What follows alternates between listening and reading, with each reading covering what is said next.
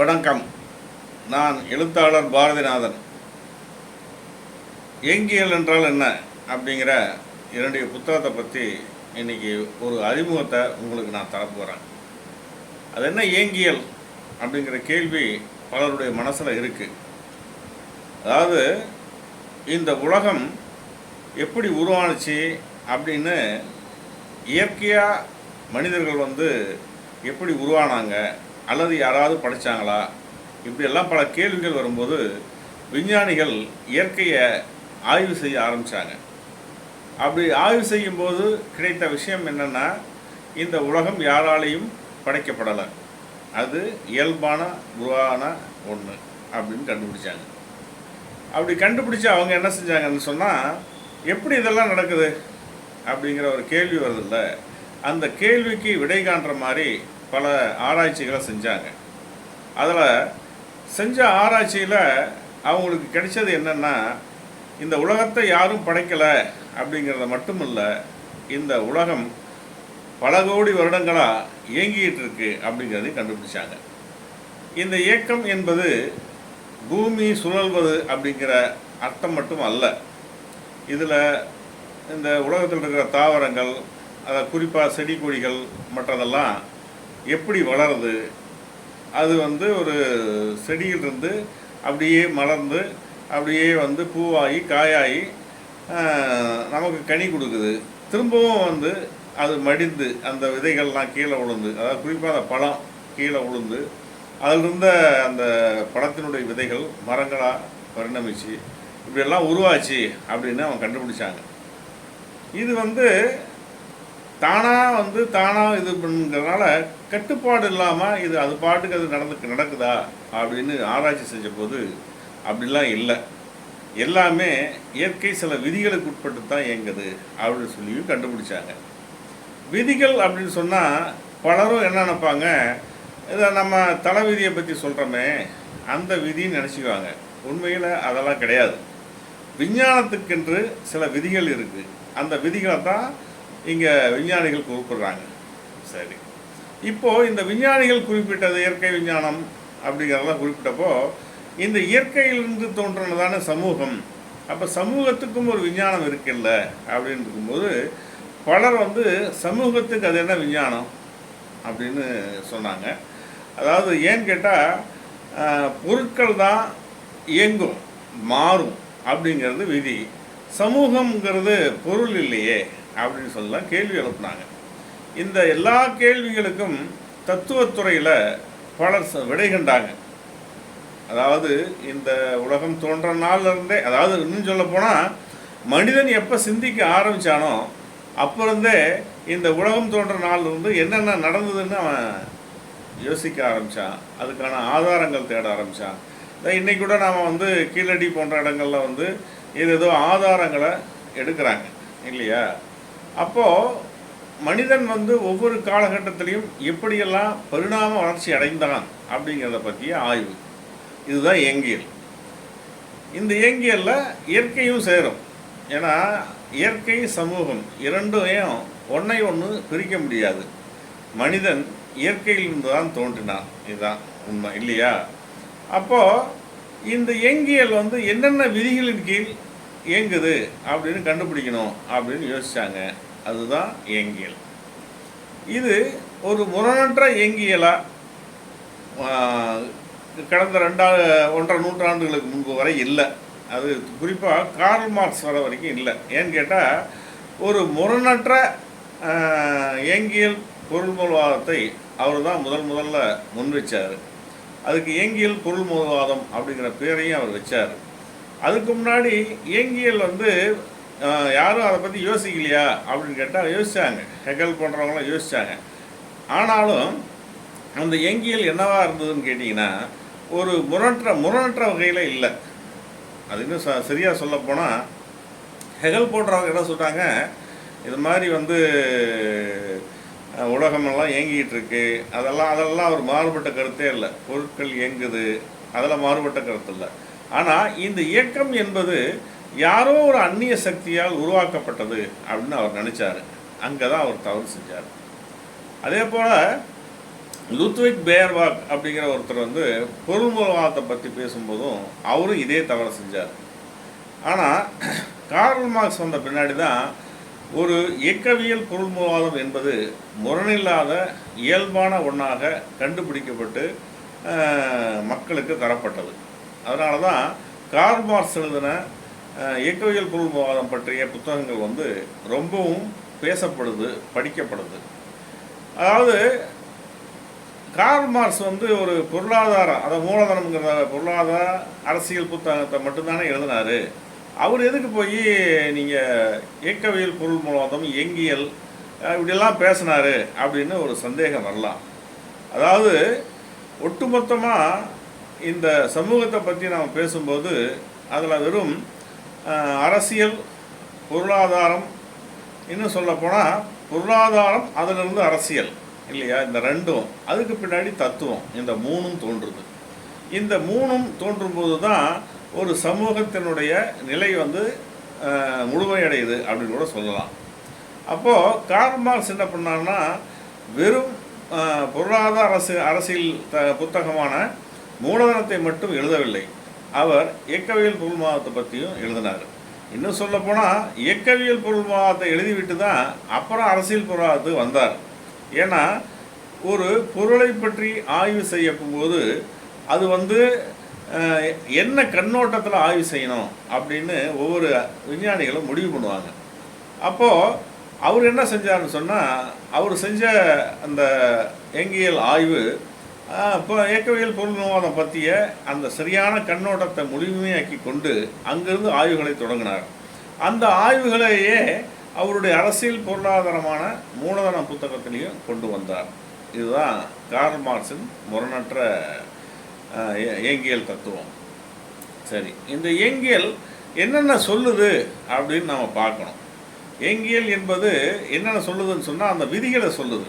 அதாவது இயற்கையில் ஒரு பொருளுக்கு என்னென்ன விஞ்ஞான விதிகள் இருக்குது, அந்த பொருட்கள் எப்படியெல்லாம் இயங்குது அப்படிங்கிறத பற்றியெல்லாம் அவர் வந்து புத்தகத்தில் சொல்லியிருந்தார். என்ன விதிகள், எப்படி இயங்குது அப்படின்னு சொல்லும்போது, முதல்ல இந்த உலகம் எப்படி தோன்றுச்சு அப்படிங்கிறத அவர் வந்து விஞ்ஞானிகள் சொல்கிறாங்கல்ல, அந்த ஆய்வை எடுத்துக்கிறார். உலகம், அதாவது சூரியனுக்கு வந்து வெடித்து சிதறின ஒரு பாகம், அல்லது அண்டத்திலிருந்து கருந்துளையிலிருந்து வெடித்து சிதறிய பாகம், இந்த பாகம் வந்து சிதறி போய் அங்கங்கே அப்படியே சுற்றிக்கிட்டு இருந்தது விண்ணில். அப்புறம் அதெல்லாம் ஒன்றிணைஞ்சு ஒரு பூமியாக மாறிச்சு. அதில் வந்து தண்ணி இருந்தது, காற்று இருந்தது, அப்புறம் ஓரின ஜீவராசிகள் உருவாச்சு. பல ஜீவராசிகள் உருவான பின்னாடி அதிலிருந்து குரங்கு தோன்றுச்சு, குரங்கிலிருந்து தான் மனிதன் பிறந்தான் அப்படிங்கிறது பொதுவாக விஞ்ஞானிகள் இந்த உலகத்தை பற்றி சொல்கிறது. சரி, இதைத்தான் மார்க்ஸ் என்ன சொன்னார்னு சொன்னால், இது எல்லாமே இயல்பாக நடந்தது அப்படிங்கிறத மாறுபட்ட கருத்து கிடையாது. இது எல்லாமே ஒரு விதிகளுக்கு உட்பட்டு தான் இப்படியெல்லாம் நடந்தது அப்படின்னு அவர் சொல்கிறார். என்ன அப்படின்னா அதுதான் இயங்கியல். இப்போது பொருள்மூலவாதம்னா என்ன, முதல்ல அதை புரிஞ்சிக்கணும். பொருள்மூலவாதம்னா பொருளை முன்வைத்து பேசுவது. எப்படின்னா, இந்த உலகம் என்கிற ஒரு பொருள் உருவானது, அந்த உருவான பின்னாடி தான் மனிதனுக்கு சிந்தனை உருவானது, இப்படியெல்லாம் பேசுகிறது பொருள்மூலவாதம். இன்னும் சில வகையான சிந்தனையாளர்கள் இருக்கிறாங்க, அவங்க கருத்து முதல்வாதிகள். அவங்க எப்படி இருக்கிறாங்கன்னு கேட்டிங்கன்னா, இல்லை இந்த உலகம் வந்து முதல்ல சிந்தனை தான் தோன்றுச்சு, அந்த சிந்தனை தான் இந்த உலகத்தை தோற்றுவிச்சுது, அதுதான் வந்து இந்த பொருட்களை வந்து படைச்சது அப்படின்னு சொல்லிச்சு. சரி, அந்த சிந்தனையா எது அப்படின்னு கேட்டால் அதில் ரெண்டு வகையாக சொல்லுவாங்க. ஒன்று கடவுள்னு சொல்லுவாங்க, இன்னொன்று பிரம்மம்னு சொல்லுவாங்க. பிரம்மம்னா யார் அப்படின்னு கேட்டால், பிரம்மம் வந்து ஆதியும் அந்தமும் இல்லாதது, அதுக்கு உருவம் இல்லை அப்படிலாம் சொல்லுவாங்க. கடவுள்னு ஒருத்தர் இருந்தார். இப்போ நம்ம கற்பனையாக சில கடவுள்களை சொல்கிறாங்கல்ல, சிவம், பெருமாள், இது மாதிரியான கடவுள்லாம் சொல்லுவாங்கள்ல, அது மாதிரி ஒரு கடவுள் வந்து உருவாச்சு அப்படின்னு. அந்த கடவுளுக்கு உருவம் எப்படி இருந்தது அப்படின்னா, இவங்க நம்ம ஜனங்க கொடுத்த உருவம் தான் அது. அதனால் இந்த பொருள்முதல்வாதிகளுக்கும் அந்த கருத்து முதல்வாதிகளுக்கும் எப்போவுமே ஒரு முரண்பாடு இருக்கும். என்னென்னா, இந்த உலகம் எப்படி தோன்றுது, அதாவது பொருள் எப்படி முதல்ல தோன்றுச்சு அப்படிங்கிறதுல முரண்பாடு இருந்துக்கிட்டே இருக்கும். இந்த முரண்பாடு என்ன செய்யுன்னு சொன்னால், அந்த சிந்தனையாளர்களையும் ஒரு வகையில் வளர்த்து விடும் அப்படிங்கிறது தான் ஆச்சரியம். எது கருத்து முதல்வாதிலையும் கூட வளர்த்து விடுது இந்த முரண்பாடு. இந்த முரண்பாடு வந்து ரொம்ப முக்கியமானது அப்படின்னு சொல்லி கார்ல் மார்க்ஸ் சொல்லுவார். இந்த முரண்பாடு தான் இயக்கவியலில் கூட பிரதிபலிக்குது அப்படின்னு சொல்லும் கார்ல் மார்க்ஸ் சொல்கிறார். சரி, அப்போது இந்த உலகம் இப்படியெல்லாம் தோன்றுச்சு அப்படின்னு சொல்லி விஞ்ஞானிகள் சொல்லிட்டாங்க இல்லையா? இது என்ன எங்கள் இயக்கவியல் விதிகளுக்கு உட்பட்டு இதெல்லாம் தோன்றுச்சு, எப்படி மாறுச்சு, இன்றைய உலகம் எப்படி இவ்வளவு நவீனமயப்பட்டிருக்கு அப்படிங்கிறத பற்றியெல்லாம் மார்க்ஸ் சொல்லும்போது எல்லாமே இயங்கியல் என்கிற தத்துவத்தின் கீழ் தான் உருவாகி இன்றைக்கும் செயல்பட்டுக்கிட்டு இருக்குது அப்படின்னு சொல்கிறார். அதுதான் நாம் இப்போ தெரிஞ்சுக்கணும். சரி, இயங்கியலின் விதிகள் என்ன அப்படின்னு கேட்டிங்கன்னா, முதல்ல இயங்கியல் என்ன சொல்லுதுன்னா இயக்கமும் மாற்றமும், அதுதான் அதனுடைய முதல் விதி. எல்லா பொருட்களும் இயங்கிக் கொண்டும் மாறிக்கொண்டும் இருக்கின்றன அப்படிங்கிறது தான் இயங்கியல். சரி, இயக்கம் என்பதை எதை சொல்வீங்க அப்படின்னு சொன்னீங்கன்னா, இப்போது ஒரு டயர் இருக்குது, அந்த டயர் வந்து உருளுது, நாம் உருட்டி விட்டால் உருளுது. அல்லது ஒரு பந்து இருக்குது, அந்த பந்து நாம் உருட்டி விட்டால் உருளுது. இதை இயங்கியல் அப்படின்னு நிறைய பேர் நினச்சிக்கிட்டு இருக்கிறாங்க. உண்மையில் இது இயங்கியலே அல்ல. அப்போ எது இயங்கியல் அப்படின்னு கேட்டிங்கன்னா, ஒரு பொருளுக்குள்ள இயல்பாக ஏற்படுற மாற்றம் இருக்குது பார்த்தீங்களா, அந்த மாற்றத்தை தான் அவர் இயங்கியல்னு ஒத்துக்கிறார். ஏன்னா அந்த இயங்கியல் என்பது இயல்பாகவும் இயற்கையானதாகவும் இருக்குது. அந்த பொருட்களுக்குள்ள இருக்கிற விதிகளே ஒன்றுக்கொன்று முரண்பட்டு போராடி அப்படியே வளர்த்துக்கிட்டு ஒரு நிலையிலேருந்து இன்னொரு நிலைக்கு போகிறது, இதுதான் இயங்கியல். ஆனால் இப்போ நான் முதல்ல பார்த்தா அந்த டயரை உருட்டி விடுறது, பந்தை உருட்டி விடுறது, யாராவது அதை வந்து செய்யணும். இப்போ பஸ்ஸு ஓடுதுன்னு சொன்னால் பஸ்ஸை ஒரு ஆள் ஓட்டணும், அது தானாக ஓடாது. ஆனால் மார்க்ஸ் சொல்கிற இயங்கியல் என்னென்னா, இது எந்த மனித தலையீடுமே இல்லாமல் இயல்பாகவே வந்து வளர்கிறது, இயங்கிறது, மாறுறது, இதை பற்றி சொல்கிறது.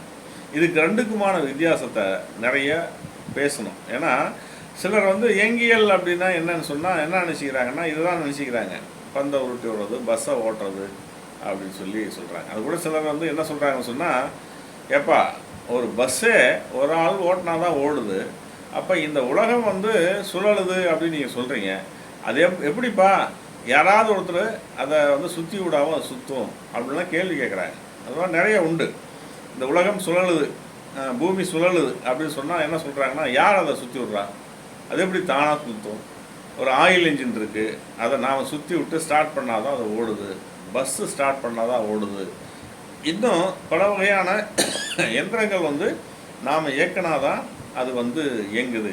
அதனால் யாராவது ஒருத்தர் வந்து அந்த பொருளை இயக்குவாங்க, அதனால தான் அது இயங்குது அப்படின்னு சொல்கிறாங்க. அதில் உண்மை அது அல்ல. ஏன்னா பொருட்கள் வந்து இயற்கையாக அது தன்னைத்தானே வளர்த்துக்கிட்டு இயங்கிட்டு இருக்கிறதா உலக இயங்கியல் அப்படின்னு சொல்லி மார்க்ஸ் சொல்கிறாரு. அதனால் இந்த வகைப்பட்ட, அதாவது யாராவது ஒருத்தர் இயக்குறாங்க அப்படிங்கிற விஷயம்லாம் இயங்கியலே அல்ல. இதை இன்னும் கூட சரியாக பார்க்க போனால், ஒரு சாதாரண ஒரு தாவரம் இருக்குது, அதாவது மரத்தை எடுத்துக்கோமே, அந்த மரம் எப்படி இருந்தது, அதுக்கு முதல்ல ஒரு விதையிலிருந்து அது மெல்ல மெல்ல செடியாக மாறி அப்புறம் கொஞ்சம் பெருசாக மாறி அப்புறம் பெரிய மரமாக மாறுது இல்லையா? இந்த வகையான இயக்கம் இருக்குது பார்த்தீங்களா, இதை தான் இயல்பான இயக்கம் அப்படின்னு கார்ல் மார்க்ஸ் சொல்கிறாரு. எப்படின்னு சொன்னால், இந்த மரத்துக்கு யாரும் தண்ணி ஊற்றலை, ஒன்றும் பண்ணல, அது பாட்டுக்கு அது வளருது இல்லையா? அதை தான் இயங்கியல் சொல்கிறாரு. இப்போ உதாரணமாக நாம் வந்து மாமரம் அல்லது இந்த புளிய மரம் இப்படிலாம் பார்க்குறோமில்ல. இப்போ இந்த புளிய மரம், மாமரம் இதெல்லாம் வந்து ஏதோ ஒரு விதையில் இருந்து தானே உருவாகுது. அதாவது சிலர் சொல்கிறான், இல்லை இப்போல்லாம் மாமரத்துக்கு தண்ணி கட்டுறாங்க, புளிய மரத்துக்கு தண்ணி கட்டுறாங்கன்னு சொல்லலாம். ஆனால் உண்மையிலே இந்த தாவரங்கள் எப்படி உருவாச்சு அப்படிங்கிறத வந்து நாம் பேச ஆரம்பிக்கிறோம். அதை முதல்ல மைண்டில் வச்சுக்கணும். யாருமே இந்த மாமரத்தையோ இல்லை புளிய மரத்தையோ இல்லை வேறு வகையான கொய்யா மரத்தையோ இதையெல்லாம் வந்து ஆரம்ப காலத்திலேருந்து இங்கே விதை ஊனி வளர்க்கலை. அதை முதல்ல நாம் புரிஞ்சுக்கணும். இது இயல்பாக தான் வளர்ந்தது. நீங்கள் மனுஷன் வந்து தண்ணி ஊற்றலன்னாலும் மாமரம் அழிஞ்சு போகாது இல்லையா? மாமரமோ புளிய மரமோ அது பாட்டுக்கு அது வளர்ந்துக்கிட்டு தான் இருக்கும். அவன் மரத்தை வெட்டாமல் இருக்கணும். வெட்டினா கூட இப்போல்லாம் வந்து மரம் வந்து துளிர்க்கிறத நம்ம பார்க்குறோம். சரி, இப்போது இந்த இதுக்குள்ளே இருக்கிற இயக்கம் இருக்குது பார்த்தீங்களா, இந்த பொருட்களுக்குள்ளே இருக்கிற இயக்கம், அந்த இயக்கம் என்ன செய்யுதுன்னு சொன்னால், முதல்ல இயங்கிக்கிட்டும் மாறிக்கிட்டும் இருக்கிறது இருந்தால் மட்டும்தான் அது ஜீவனோட, அதாவது உயிரோடு இருக்குது அப்படின்னு அர்த்தம். அப்படி இயங்கிக்கிட்டும் மாறிக்கிட்டும் இருக்கக்கூடிய இந்த பொருட்கள் மெல்ல மெல்ல பரிணாமடைஞ்சு அடுத்த நிலைக்கு போகுது. அது என்னன்னா அதுதான் முரண்பாடு. இயக்கமும் மாற்றமும் அப்படியே நடந்துக்கிட்டே போய் அப்புறம் நீங்கள் ஒரு முரண்பாடுக்கு போகுது. எப்படின்னா, இயக்கம் இருந்தால்தான் அங்கே முரண்பாடு இருக்கும். இயக்கம் இல்லைன்னா அங்கே முரண்பாடுகளுக்கு வேலையே இல்லை. அதனால் முரண்பாடு இருக்காது. அதனால் நம்ம இயக்கமும் மாற்றமும் எந்த பொருள் இருக்குன்னா உயிருள்ள பொருட்களில் தான் இருக்குது. உயிருள்ள இயக்கமும் மாற்றமும் இருந்தால் தான் அது உயிரான பொருள் அப்படின்னு அர்த்தம். இயக்கமும் மாற்றமும் இல்லைன்னா அது உயிரற்ற ஒரு பொருள் அப்படி தான் சொல்ல முடியும். அதுதான் இப்போ இந்த நாம் சொன்ன இந்த தாவரங்களுடைய பரிணாம வளர்ச்சியில் உள்ளே ஏற்படுற அந்த விஷயம் இருக்குது பார்த்தீங்களா, இயக்கம் மாற்றம் அப்படிங்கிற அந்த விஷயங்கள்லாம் இருக்குது பார்த்தீங்களா, அது இயல்பாகவே இருக்கணும். அது யாருடைய தலையீடும் இல்லாமல் அது இயக்கமாக இருந்தால் மட்டும்தான் அதை இயக்கம்னு சொல்லுவோம். இப்போது இது வளர்ந்து மரமாகுது அப்படின்னு வச்சுங்க.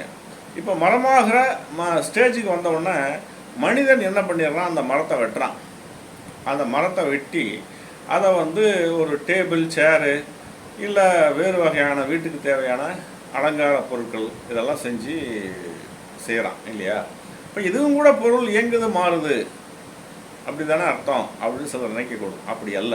இப்போ நாம் முன்ன பேசுனோமே, டயரை உருட்டி விடுறது, பந்தை உருட்டி விடுறது மாதிரி இதில் ஒருத்தன் தலையீடு பண்ணுறான். மரம் இயற்கையாக வளர்ந்து அது பாட்டுக்கு அது பழக்கூடிய இவ்வளோ வருஷம் அந்த மரத்துக்கு உயிர் இருக்கோ அது பாட்டுக்கு அது உயிரோடு இருந்து அப்புறம் அது மண்ணில் வளர்ந்து மக்கி போய் அது அழிஞ்சு போகிறதில்ல.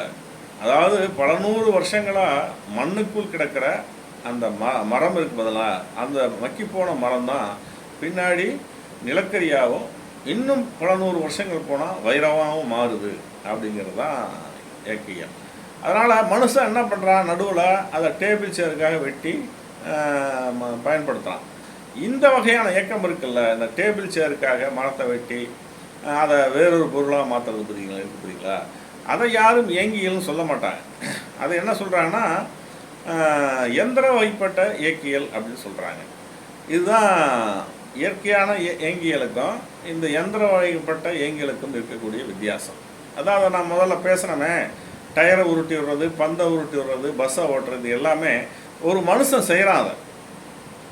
இதை மனுஷன் தலையிட்டு அதை இயக்குறான். இந்த இயக்கத்தை இயங்கியல் அப்படின்னு மார்க்ஸ் ஏற்றுக்கிறது இல்லை.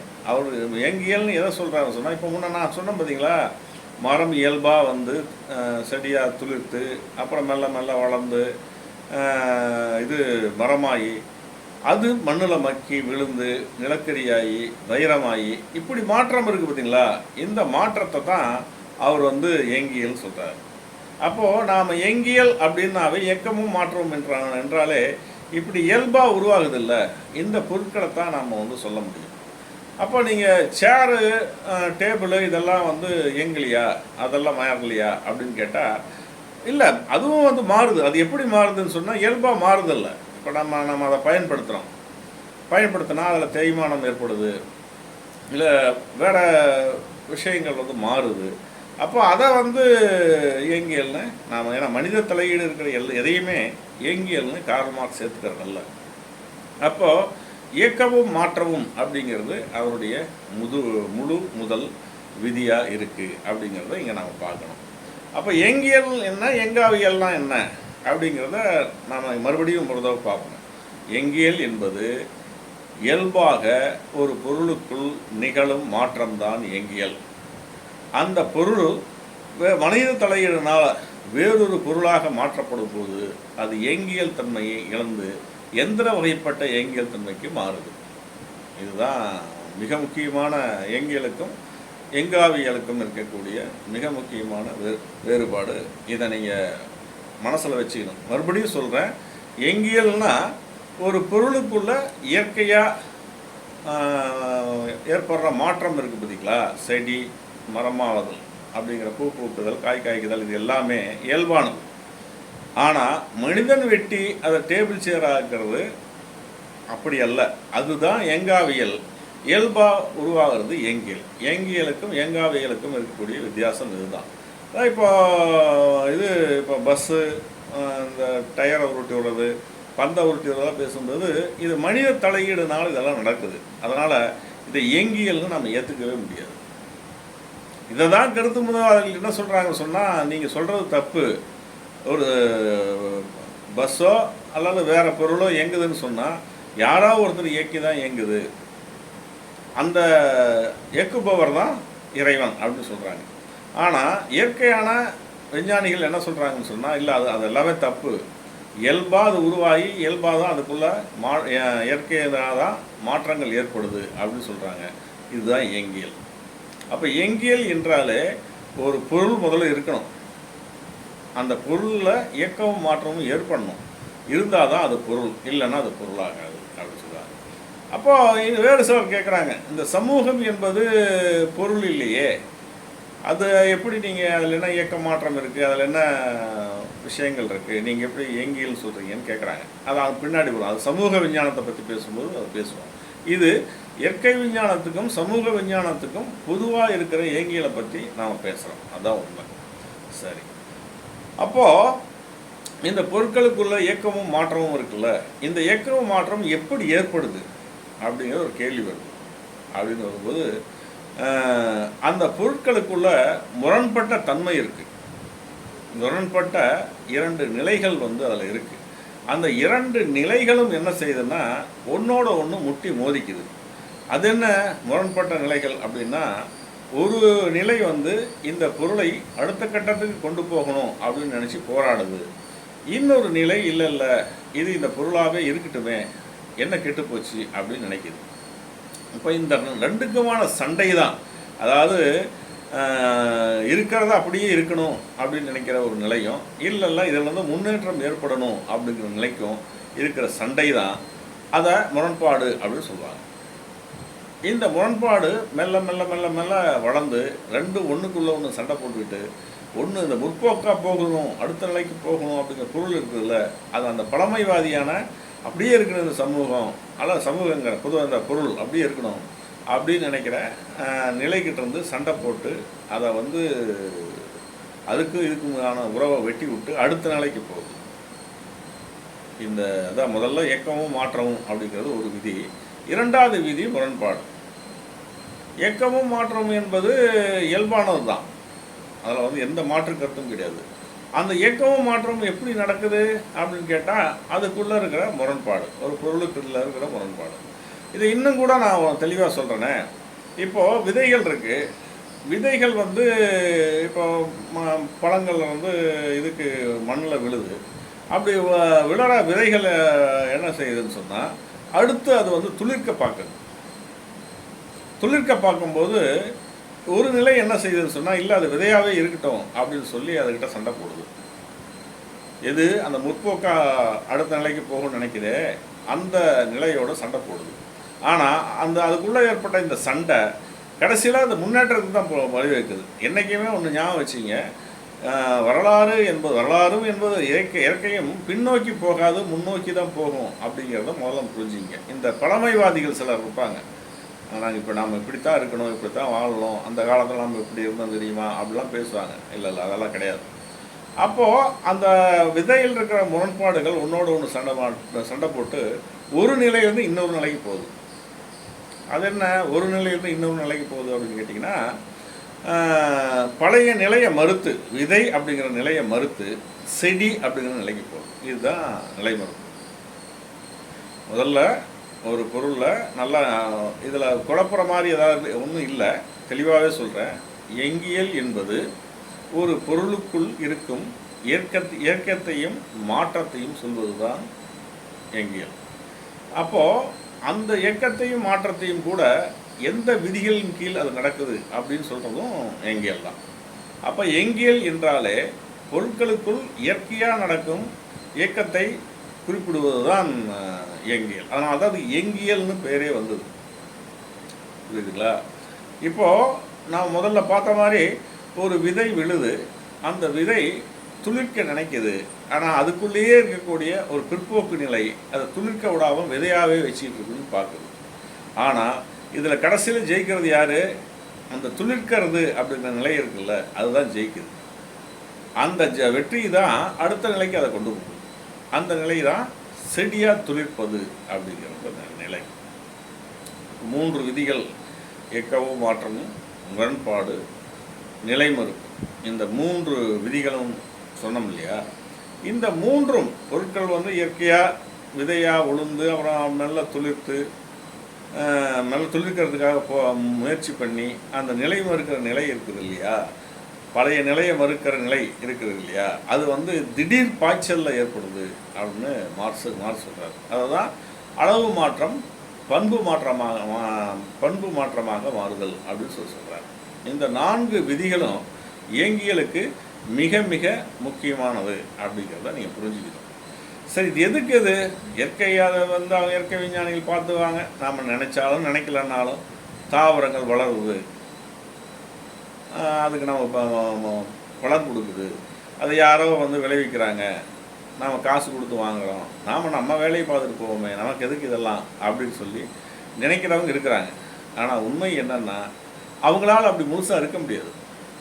ஏன்னா இந்த சமூகத்தில் நடக்கிற ஒவ்வொரு நிகழ்வும் அவங்கள பாதிக்கத்தான் செய்யும் இல்லையா? இப்போ இது இயற்கை விஞ்ஞானத்துக்கு சமூக விஞ்ஞானத்துக்கு வரும்போது அதை தெளிவுபடுத்துகிறேன் இல்லையா? ஏன் தத்துவத்தை பற்றி நாம் தெளிவாக தெரிஞ்சுக்கணும் அப்படின்னு நினச்சிங்கன்னா, இந்த உலகத்தில் நடக்கக்கூடிய எல்லா பிரச்சனைகளுக்கும் எது காரணம் அப்படிங்கிறது அப்போ தான் உங்களுக்கு தெரியும். அந்த காரணத்தை நீங்கள் வந்து சரியாக நீங்கள் இது பண்ணிங்கன்னா தான், புரிஞ்சுக்கிட்டீங்கன்னா தான் உங்களுக்கு வந்து இந்த உலகத்தில் நடக்கிற அனைத்து பிரச்சனைகளுக்கும் இதுதான் தீர்வு அப்படின்னு தெரிய வரும். அதை மறந்துடாதீங்க. அதனால் ஒரு பொருளுக்குள்ளே இருக்கிற இயற்கையும் மாற்றமும் அப்படிங்கிறது இயல்பாக உருவாதல் அப்படிங்கிறத நீங்கள் மறந்துடக்கூடாது. அது இயங்கியல் தன்மையோடு இருக்கிறது அப்படிங்கிறதையும் மறந்துடாதீங்க.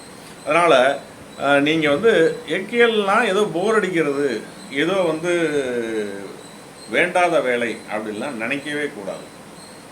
சரி, இப்போது இயங்கியல் இருக்குல்ல, இயங்கியல் வந்து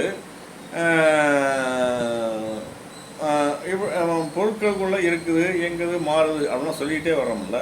அதில் இயங்காவியலையும் சொல்லிட்டோம். எப்படி பொருட்கள் இயற்கையாக மாறினா தான் அதை வந்து ஒரு இயக்கவியலுடன் கூடிய பொருள்னு நாம் ஏற்றுக்க முடியும், மற்றதை பொருள்னு ஏற்றுக்க முடியாது அப்படிங்கிறத மறந்துடாதீங்க. இப்போ நாம் என்ன பார்த்தோம்? இயக்கமும் மாற்றம்ங்கிறது ஒரு விதி, முரண்பாடு அப்படிங்கிறது ஒரு விதி, அப்புறம் நிலை மறுப்புங்கிறது ஒரு விதி இல்லையா? இந்த நிலை மறுப்புங்கிறது வந்து கூட திடீர் பாய்ச்சலில், அதாவது இன்னும் சொல்லப்போனால் நீங்கள் இயற்கையை நீங்கள் நல்லா கவனிச்சிங்கன்னா, ஒரு தண்ணி இருக்குது, ஆனால் வீட்டில் எண்ணெய் இருக்குது, குளிர்காலத்தில் அந்த எண்ணெய் வீட்டில் சாதாரணமாக வச்சு தான் இருக்கும், அது உறைஞ்சிடுது. இப்போ நீங்கள் பல நாடுகளில் வந்து தண்ணீர் உறைஞ்சி போய் பனிக்கட்டிகளாக மாறுது குளிர்காலத்தில். ஏன் நம்ம ஊட்டி போன்ற இடங்கள்லேயே கூட பொருள்லாம் உறைஞ்சிருது. நம்ம வீடுகளில் வச்சுருக்கிற எண்ணெய் பாட்டிலுக்கு எண்ணெயே கூட உறைஞ்சிருது இல்லையா? அப்போ இது எப்படி நடக்குது அப்படின்னு கேட்டிங்கன்னா, அந்த குளிர் வந்து அந்த பொருளை தாக்க போகும்போது அந்த பொருட்கள் இறுக்கமாகிடுது. அப்போது அது வந்து தன்னுடைய நிலையை மாற்றிக்குது. அதாவது திரவ வாயு நிலை இல்லையா? இந்த திரவங்கிற நிலையில் வந்து அந்த திடநிலைக்கு அந்த பொருள் இயல்பாகவே மாறிடுது. இதுதான் அளவு மாற்றம் பண்பு மாற்றமாக மாறுதல் அப்படின்னு சொல்லுவாங்க. இன்னும் சொல்லப்போனால், நீங்கள் இப்போ காலையில் குளிர் இருக்குது, பனி இருக்குது, பனிக்கட்டிகள் இருக்குது அப்படின்னு வச்சுங்க. இந்த பனிக்கட்டிகள் வந்து நீர் உறைதல்னால ஏற்படுற மாற்றம். அதுவே சூரியன் வந்தப்புறம் என்ன ஆகுது? இது அப்படியே புலன்னு மறுபடியும் தண்ணியாக மாறுது இல்லையா? அப்போது திடநிலையில் இருந்த பனிக்கட்டி திரவ நிலையான தண்ணிக்கு போகுது. இன்னும் தெளிவாக சொல்ல போனால், இப்போ கடல் இருக்குது, இயற்கையாக கடலில் தண்ணி இருக்குது, ஆனால் கடலில் வந்து தண்ணி ஆவியாக மாறுது அப்படின்னு சொல்லுவாங்க. நீங்கள் நம்ம ஸ்கூல் புத்தகத்துலேயே அவங்க சொல்லி கொடுத்துருக்காங்களே, ஆவியாக மாற்றமடைதல் அப்படின்னு சொல்லுவாங்க. இப்படி ஆவியாக மாற்றமடைதல் இருக்குது பார்த்தீங்களா? இந்த ஆவியாக எப்படி மாறுது? இப்போ திரவ நிலையில் இருக்கிற தண்ணி, கடல் தண்ணி ஆவியாக எப்படி மாறுது? நீங்கள் இயல்பாக சொல்லிடுவீங்க, சூரிய ஒளி அது மேலே படுது, அதனால் அது ஆவியாக மாறுது. அப்போது திடநிலையில் இருக்கிற பொருள் திரவ நிலைக்கு போகுது, திரவ நிலைக்கு இருக்கிற பொருள் திடப்பொருளுக்கு போகுது. இப்போது திரவ நிலையில் இருக்கக்கூடிய தண்ணியை வாயு நிலைக்கு போகுது. இப்படி ஒரு பரிணாமம் ஏற்பட்டுக்கிட்டே ஒன்றுக்குள்ள ஒரு சுழற்சி ஏற்பட்டே இருக்குது பார்த்தீங்களா. இந்த தண்ணி வந்து ஆவியாக மாறி மேகங்களாக படியுது. அந்த மேகங்கள் வந்து குளிர்ந்த காற்று பட்டவுடன் மழையாக நமக்கு பெய்கிறது அப்படிங்கிறது ஸ்கூல் புத்தகத்தில் நம்ம சொல்லித்தர்றது. இதுதான் இயங்கியலும். இந்த இயங்கியலம் தான் மார்ஸு மற்ற விஞ்ஞானிகளும் சொன்னது. அப்போது முதல்ல இந்த நம் செடி கொடிகளுக்கு தான் வரணும். ஒரு விதை மெல்ல துளிர்த்து செடி என்கிற நிலைக்கு போகுது. செடி என்கிற நிலையிலிருந்து மெல்ல மாறி மரமாகுது.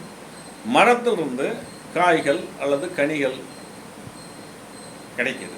செடிகளில் இருந்தும் காய்கனிகள் கிடைக்குது. அது ஒவ்வொரு வகையான தாவரங்களை பொறுத்து வித்தியாசப்படும். அப்போ இது எல்லாமே வந்து யாரும் எதையும் செய்ய வேண்டியதில்லை. அதாவது அதை வந்து இயல்பாகவே அது செய்யுது அப்படிங்கிறது தான் அதன் இயங்கியல். இந்த இயங்கியலுக்கான விதிகள் தான் இயக்கமும் மாற்றமும், அப்புறம் முரண்பாடு, அப்புறம் நிலை மறுப்பு, அப்புறம் அளவு மாற்றம், பண்பு மாற்றமாக மாற்றமடைதல் அப்படிங்கிற இந்த 4 விதிகள்.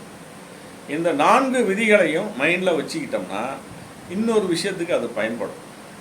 அதுதான் ரொம்ப முக்கியமானது. அதை கவனமாக நீங்கள் கேளுங்க. அது என்னென்னா, இயற்கை சரி, அது பொருள், திட திரவ வாயு நிலையில் இருக்கிறது பொருள். இப்போ இயற்கையிலிருந்து தான் சமூகம் உருவாச்சுன்னு சொல்கிறீங்களே, சமூகம் ஒரு பொருளாக இல்லையே, திட திரவ வாயு நிலை இல்லையே அப்படின்னு நிறைய பேர் கேட்பாங்க. அது அதனால தான் மார்க்ஸ் வந்து சமூகத்தை பருப்பொருள்னு சொன்னார். சமூகமும் பொருள் தான், ஆனால் அதுக்கு ஒரு விசேஷம் இருக்குது, அது பருப்பொருள்னு சொன்னார். இன்னும் கூட மார்க்ஸுக்கு பின்னாடி வந்த சில இயக்கவியல்வாதிகள் என்ன சொன்னாங்கன்னா, மனிதனுடைய ஐம்புலன்களுக்கும் எது எட்டுதோ அதுதான் பொருள்ட்டாங்க. மனிதனுடைய ஐம்புலன்களுக்கும் எட்டுவது என்ன அப்படின்னு கேட்டிங்கன்னா, இப்போ நாம் சொல்கிற திடப்பொருள் கல் மண், திரவ பொருள் தண்ணீர், வாயுப்பொருள் காற்று, இந்த 3ம் மனிதனால் உணர முடியுது. உணர முடியுதா? நம்மளால் உணர முடியுது. அப்போது சமூகத்துக்கு இதை நீங்கள் இது பண்ணிங்கன்னா கூட, சமூகம் என்பது நம்ம உணர முடியுது. இந்த சமூகத்தில் என்ன நடக்குது, ஏது நடக்குது அப்படிங்கிறத நம்மளால் உணர முடியுதில்ல. அப்புறம் என்ன, அப்போ சமூகமும் பொருளுக்குள்ளே வந்துடுது. அதை மார்க்ஸ் வந்து இன்னும் கூட விசேஷமாக பருப்பொருள்னு சொல்கிறாரு. அப்போ நாம் இயற்கையில் பார்த்த அந்த விதிகள் இருக்குது பார்த்தீங்களா, இயக்கமும் மாற்றமும் 1, முரண்பாடு 2, நிலை மறுப்பு 3, அப்புறம் அளவு மாற்றம் பண்பு மாற்றமாக மாறுதல், இது 4. இந்த 4 விதிகளும் அப்படியே சமூகத்துக்கு பொருந்தும். அந்த சமூகத்துக்கு பொருந்தும்னு கண்டுபிடிச்சது தான் கார்ல் மார்க்ஸுடைய மகத்தான மேதமை. அதுக்கு முன்னே இயற்கை விஞ்ஞானத்தை வந்து சமூகத்தோட பொருத்தி பார்க்குற நிலை இல்லை. அது தனியாக இருந்தது, இது தனியாக இருந்தது. சிலருக்கு இயற்கையை பற்றி பேசுவாங்க. நமக்கு முன்னாடி இருந்த பல அறிஞர்கள் வந்து இல்லைன்னா பூமியுடைய ஈர்ப்பு விசை எப்படி தோன்றுச்சு அப்படின்லாம் பற்றி பேசுவாங்க. சக்கரங்கள் கண்டுபிடிச்சதை பற்றி இதெல்லாம் பேசுவாங்க. ஆனால் இதுவே சமூகத்துக்கும் பொருந்துதுன்னு யாரும் சொல்லலை, மார்க்ஸ் மட்டும்தான் அதை சொன்னார். அதனால் மார்க்ஸுடைய மேதமை எங்கே இருக்குதுன்னு சொன்னால், இயற்கை விஞ்ஞானத்திலிருந்து சமூக விஞ்ஞானத்துக்கு அதை பொருத்தினது தான், இயற்கைகளை பொருத்தினது தான் அவருடைய சாதனை. சரி, இப்போ நாம் முன்ன பார்த்த 4 விதிகள் இருக்குல்ல, அந்த விதிகள் வந்து எப்படி வந்து சமூகத்தில் இயங்குது, சமூகம் அந்த 4 விதிகளுக்கு உட்பட்டு எப்படி இயங்குது அப்படிங்கிறத நம்ம தெரிஞ்சுக்கணும். வேற ஒன்றும் இல்லை. இப்போது மனித சமூகம் எப்படி எப்போ தோற்றம் அடைஞ்சது அங்கிறது வரணும்.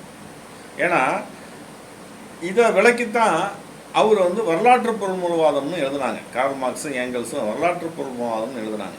ஏன்னா இயற்கையில் இருக்கக்கூடிய எல்லா இயங்கியல் விதிகளும் சமூகத்துக்கு எப்படி பொருந்துது அப்படின்னு சொல்கிறது தான் வரலாற்று பொருள்முழுவாதம்.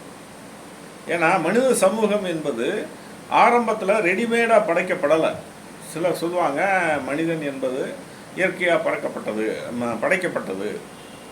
ஆதாம் ஏவாளை சொல்லுவாங்க. இன்னும் சில மதங்கள் சில விஷயங்களை சொல்லும். எல்லாரும் ஆளுக்கு ஒவ்வொன்று சொல்லுவாங்க இல்லையா? எப்படி சொன்னாலும் அவங்க சொல்ல வர்றது என்னென்னா, இந்த உலகம் வந்து இறைவனால் படைக்கப்பட்டது, அதுதான், அல்லது பிரம்மத்தால் படைக்கப்பட்டது அப்படின்னு சொல்லுவாங்க. உதாரணமாக நான் ஒரு நெசவாளி. நெசவாளர்கள் பற்றி மத்தியில் இந்த நூல் இருக்குல்ல, நூல் எப்படி உருவாச்சு அப்படிங்கிறத பற்றி ஒரு கதை இருக்குது. அந்த கதை என்னென்னா, தேவல முனிவர் அப்படிங்கிறவர் பெருமாள்கிட்ட போய் இது மாதிரி எனக்கு தொழில் வேணும் அப்படின்னு சொல்லும்போது, அவர் தன்னுடைய தொப்புள்ள இருந்து ஒரு நூலை வந்து எடுத்து அதை இவர்கிட்ட கொடுத்து, நீங்கள் இதை வச்சு நெசவு செஞ்சு புடைச்சிங்க அப்படின்னு சொல்லி கொடுத்ததா ஒரு கதை இருக்குது. சரி, அப்படி கொண்டு வந்த நூலை அவர் தன்னுடைய இருப்பிடத்துக்கு கொண்டு வரத்துக்குள்ள அரக்கர்கள் வழிபறிச்சிட்டாங்க. அவங்களுக்கு இவங்களுக்கு பயங்கர சண்டை நடந்தது. ஏன்னா அரக்கர்களுக்கு அந்த நூல் தேவைப்பட்டது. அந்த சண்டையில் தேவலர் என்ன செய்கிறாருன்னா, தன்னால் தாக்கு பிடிக்க முடியாமல் சவுண்டம்மனாவது அந்த நம்ம இவங்க இருக்காங்கல்ல, பெருமாளுடைய மனைவி லக்ஷ்மி இருக்காங்களே, அவங்கள நினச்சி இது பண்ணாங்க, தவம் இருந்தாங்க. தவம் இருந்தவொடனே அந்த அம்மா வந்து சவுண்டம்மனா வடிவெடுத்து சிங்கத்து மேலே வந்து இந்த அரக்கர்களை வீழ்த்தினதான் ஒரு ஐதீகம் இருக்குது. ஆனால் இது என்ன வகையான சிந்தனை அப்படின்னு கேட்டால், இது கருத்து முதல்வாத சிந்தனை. ஏன்னா நூலை கடவுள் தான் படைத்தார், அதை மனிதனான நெசவாளிக்கு கொடுத்தார். அந்த நெசவாளி நூல் மூலமாக நெசவு நெய்து துணிகளை உருவாக்கினார். இது வந்து கருத்து முதல்வாத சிந்தனை.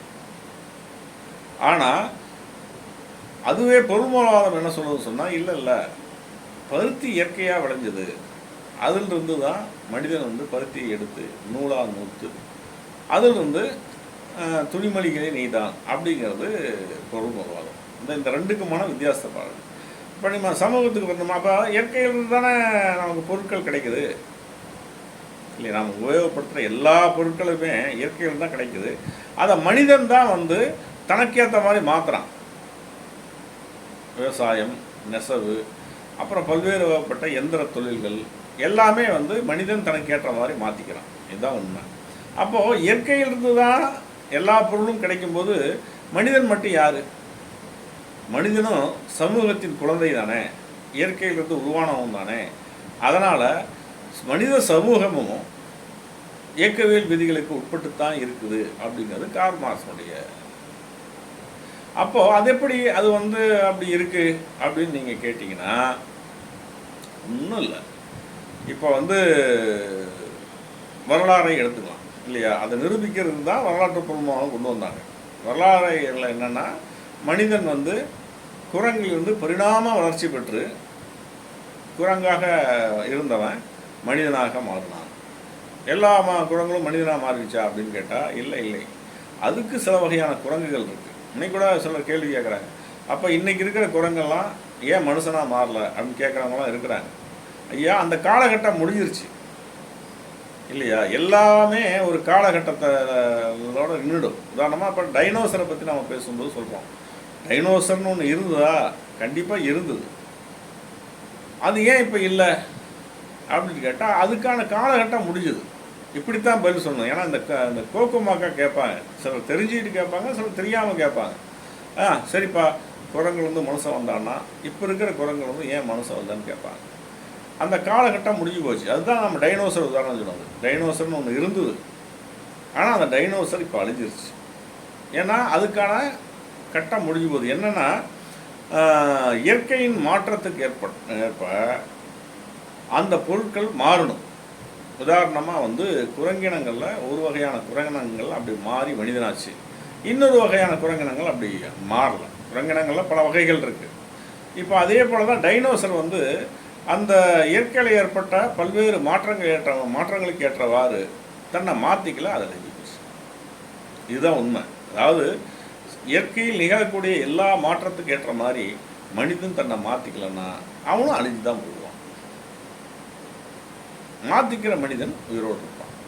சரி, இப்போ சமூக விஞ்ஞானத்துக்கு வருவோம். இயற்கை விஞ்ஞானத்தை பார்த்துட்டோம். அதில் 4 விதிகள்: இயக்கமும் மாற்றமும், முரண்பாடு, நிலைமறுப்பு, அப்புறம் அளவு மாற்றம் பண்பு மாற்றமாக மாற்ற முடியுது. இப்படி 4 விதிகளை பார்த்துட்டோம். இந்த 4 விதிகளும் சமூகத்துக்கு இப்போ எப்படி பொருந்துது அப்படின்னு பார்ப்போம். ஸோ பார்த்தோம், மனிதன் வந்து குரங்கில் வந்து பரிணாம வளர்ச்சி பெற்றான் அப்படிங்கிறத இங்கே நான் பார்த்துட்டோம் இல்லையா? சரி, இப்போது முதல்ல அவனுடைய வாழ்க்கை எப்படி உருவாச்சு அப்படின்னு கேட்டால், ஒரு தாய் பெண்ணுக்கு பிறந்த பிள்ளைகள் வந்து ஒரு சிறு கூட்டமாக வாழ்ந்தாங்க. அதாவது கனசமுதாயம்னு கூட சொல்கிறாங்க. ஏன்னா பெண் தான் எல்லாத்துக்கும் முதல்ல. இதை முதல்ல இப்போ நீங்கள் புரிஞ்சுக்கணும். இந்த பெண்ணடிமைவாதிகள் இருக்காங்கள்ல, அவங்ககிட்டலாம் அதை சொல்லணும். பெண்ணிலிருந்து தான் சமூகமே தோன்றுச்சு. அம்மா குழந்தை பெற்றால் அந்த குழந்தைகள் வந்து அதுக்கு வளர்ந்தது, அதுக்கு குழந்தை பெற்றது. இப்படி பரிணாம வளர்ச்சி பெற்ற மனிதர்கள் ஒரு கூட்டமாக வாழ்ந்தாங்க. இந்த எல்லா கூட்டத்துக்கும் அந்த தலைவி தான் அம்மா. அந்த அம்மாவனுடைய வழிபாடு தான் இன்றைக்கி நாம் பார்க்குற காளியம்மன், மாரியம்மன், சவுண்டம்மன், அப்படி எவ்வளோ அம்மன்களை நாம் பார்க்குறோம்ல. அந்த அம்மன் யாருன்னு கேட்டால் நம்முடைய ஆதி தாயாக இருப்பாள். அவ்வளோதான். அதனால் நீங்கள் வந்து இந்த சமூக மாற்றத்தை வந்து எப்படி உருவாச்சுன்னு நாம் யோசிக்க தொடங்கும்போது, முதல்ல குரங்கினம் உருவாச்சு. அதுவும் ஒரு இயக்கத்தின் மூலமாக தான் உருவாச்சு. இப்போ நம்ம சொன்ன அந்த 4 விதிகளுக்குள்ள கட்டுப்பட்டு தான் அந்த குரங்கினம் மாறிச்சு. அது மனிதனாக மாறிச்சு. அப்படி மனிதனாக மாறும்போது, முழு மனிதனாக மாறும்போதுக்கு பல கோடி வருஷங்கள் ஆச்சு. இது தான் நான் ஏதோ நினச்ச உடனே அது மாறுறது, இன்றைக்கி ஒரு மாதிரி இருக்கும், நாளைக்கு ஒரு மாதிரி இருக்கும், அப்படிலாம் கிடையாது. ஒரு தனி மனிதனே வந்து தன் குழந்தையாக வயிற்றில் இது ஜனிக்கும் போதே வந்து அதுக்கு 10 மாதம் குழந்தையாக பிறந்த பின்னாடி அப்புறம் அவன் வந்து கவுந்து படுக்கிறதுக்கே 3 மாதம் ஆகிடுது. அப்புறம் தலை நிமிர்ந்து பார்த்து நடக்க 1 வருஷம் 1.5 வருஷம், அப்புறம் அப்படியே திரியெல்லாம் ஒரு 2-3 வருஷம் ஆகிடுது இல்லையா? அப்போது ஒரு மனிதனுடைய வளர்ச்சிக்கே இவ்வளோ காலம் தேவைப்படுது இல்லையா? அப்போ மனித குலம் இருக்குல்ல, அதனுடைய வளர்ச்சிக்கு பல கோடி வருஷங்கள் ஆச்சு, அல்லது பல 100 வருஷங்கள் ஆச்சு. அது காலக்கணக்கு எல்லாம் கரெக்டாக யாராலையும் சொல்ல முடியல. இவ்வளோ வருஷத்துலேருந்து இவ்வளோ வருஷத்துக்குள்ளே இவங்களாம் மாறினாங்க அப்படிலாம் சொல்ல முடியல. ஏன் சொல்ல முடியல? மனிதன் எழுதி வைக்கலை. இந்த காலகட்டத்துலேருந்து இந்த காலகட்டத்துக்கு வரைக்கும் நாங்கள் குரங்குலேருந்து மனிதனாக மாறணும் அப்படின்னு யாரும் எழுதலை. அதனால் அதுக்கான கால கணக்கு இருக்குல்ல, அது ஒருத்தருக்கு ஒருத்தர் மாறுபட்டுட்டு போயிட்டே இருக்கலாம். அப்படி மாறின மனிதர்கள், இப்போ நான் சொன்ன மாதிரி தாய் ஒரு 2 பிள்ளைகள் நீங்கள் ஒன்றா வளர்ந்தாங்க, இது பண்ணாங்க அப்படின்னு சொல்லி நம்ம சொல்லலாம். இதான் வந்து நானே வரலாற்று பொருள்வாதம்னு ஒரு புத்தகம் எழுதியிருக்கேன். அந்த புத்தகத்தை நான் சொல்லுவேன். ஏன்னா இது வந்து எனக்கு கற்பனையாக ஊதிச்சதல்ல, ஏதோ நானே கண்டுபிடித்ததல்ல. மார்க்சும் ஏங்கல்ஸும் சொன்ன வழிகாட்டுதலின் கீழே தான் அந்த புத்தகம் எழுதப்பட்டது. இன்னும் சொல்லப்போனால் குடும்பம், தனிச்சொத்து, அரசு ஆகியவற்றின் தோற்றம் அப்படின்னு ஃப்ரெடரிக் ஏங்கல்ஸ் எழுதின ஒரு புத்தகம் இருக்குது. அந்த புத்தகத்தினுடைய சாரம்னு கூட அந்த வரலாற்று பூர்வமான புத்தகத்தை சொல்லலாம். எல்லாமே ஒன்றிருந்து மற்றொன்று தான் இல்லையா? அதை நாம் முதல்ல புரிஞ்சுக்கணும். அப்போது இந்த மனிதன் வந்து ஒரு தாய் வழி சமுதாயமாக இருக்கும்போது ஒரு கனக்கூட்டமாக வாழ்ந்தான். தாய் தான் என்ன செய்கிறான்னு சொன்னால், கையில் ஆயுதங்கள் ஏந்தி, அந்த காலத்தில் ஆயுதம் என்னவாக இருக்கும்? கல்லாயுதம் தான் இருந்திருக்கும். கல்லாயுதத்தை கூறு தீட்டிக்கிட்டு மிஞ்சி போனால் வேட்டையாடுதல் இருந்ததா அது அந்த காலகட்டத்தில் தெரியல. ஏதோ ஒரு வகையில் அவங்க வந்து மிருகங்களை கொன்று அதனுடைய இறைச்சிகளை சாப்பிட்டு, அப்புறம் பழம், கனி, கிழங்குகள் இதையெல்லாம் சாப்பிட்டு வளர்ந்தாங்க. இப்படி வளரும்போது கூட்டம் பெருசாகிட்டே போகுது. இது வந்து ஏதோ உலகத்தில் ஒரு இடத்துல நடந்தது அல்ல, அங்கங்கே உலகத்தில் வந்து பல இடங்கள் நடந்தது. ஒரே நேரத்தில் இது நடந்ததா அப்படிலாம் கேட்டால் அப்படி கிடையவே கிடையாது. சிலர் சொல்லுவாங்க ரெடிமேடாக எங்கே ஸ்டார்ட்டுன்னா உலகம் பூரா ஒரே மாதிரி ஸ்டார்ட் ஆகி அது வளர்ந்தது, அதெல்லாம் அப்படிலாம் கிடையவே கிடையாது. காலகட்டம் மாறுபடலாம். சில ஊர்களில் மனிதகுல பரிணாம வளர்ச்சி சீக்கிரம் ஏற்பட்டிருக்கலாம், சில ஊர்களில் தாமதமாக இருக்கலாம். அப்படியா? அதனால் எல்லாம் வந்து ரெடிமேடாக ஒரே மாதிரி வந்து யாரோ வந்து சுவிட்ச் போட்ட மாதிரி நடந்ததுன்னெலாம் எடுத்துக்கக்கூடாது. இப்படி பரிணாம வளர்ச்சி ஏற்பட்ட போது என்ன நடந்ததுன்னு சொன்னால், ஒரு வரைமுறையற்ற பால் உணர்வு அவங்களுக்குள்ளே இருந்தது. பால் உணர்வுன்னா என்ன அப்படின்னு தெரியும்னா ஓகே, தெரியலன்னா சொல்கிறேன். உடலுறவு, காமம் அப்படின்லாம் சொல்லுவாங்கள்ல, அது அந்த காம உணர்வு வந்து தாய் வந்து தான் பெற்ற பிள்ளைகிட்டே போகிறது, அண்ணன் தங்கச்சிக்கிட்ட போகிறது, இப்படிங்கிற ஒரு வரைமுறையற்ற உணர்வு இருக்குது. ஏன்னா அந்த காலகட்டத்தில் மனித சிந்தனை வளரலை, நாகரிகம் அடையலை. இதை நாம் சொன்ன உடனே எப்படி நீங்கள் வந்து அண்ணன் தங்கச்சியோட புணர்றாங்க அதான் அப்படின்லாம் சொல்கிறீங்க அப்படின்னு சொல்கிறேன்னா, நான் சொல்லலைங்க.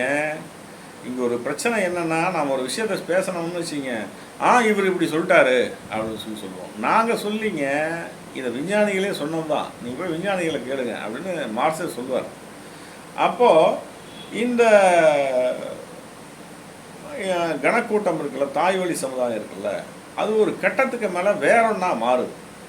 எப்படின்னா, இன்னொரு கணத்தோட சண்டை வருது அல்லது இணையுது, இப்படி பல மாற்றங்கள் ஏற்படும் போது அந்த பழைய நிலை இருக்குது பார்த்தீங்களா, இரத்த உறவுகளுக்குள்ள அந்த பால் உணர்வை தீர்த்துக்கிறது அப்படிங்கிற நிலை இருக்குது பார்த்தீங்களா, அது மாறி இப்போ மனிதன் கொஞ்சம் நாகரிகம் அடைகிறான். எப்படி நாகரிகம் அடைகிறான்னா, இப்படி தன் சொந்த கூட்டத்துக்குள்ளேயே திருமணம் செஞ்சுக்கிறத வந்து நம்ம இப்போ இருக்கிற நடைமுறை இருக்குல்ல, மாமன் பொண்ணை கல்யாணம் பண்ணிக்கிறது, அக்கா பொண்ணை கல்யாணம் பண்ணிக்கிறது. ஏன்னா மாமன் பொண்ணை கல்யாணம் பண்ணிக்கிறது என்னென்னா, தான் அக்காவோட இன்னொரு இது சேருது, ரத்தம் சேருது. தான் அந்த பெண்ணுடைய பிள்ளை பேருக்கு காரணமாகறான் அப்படிங்கிற ஒரு விஷயம்.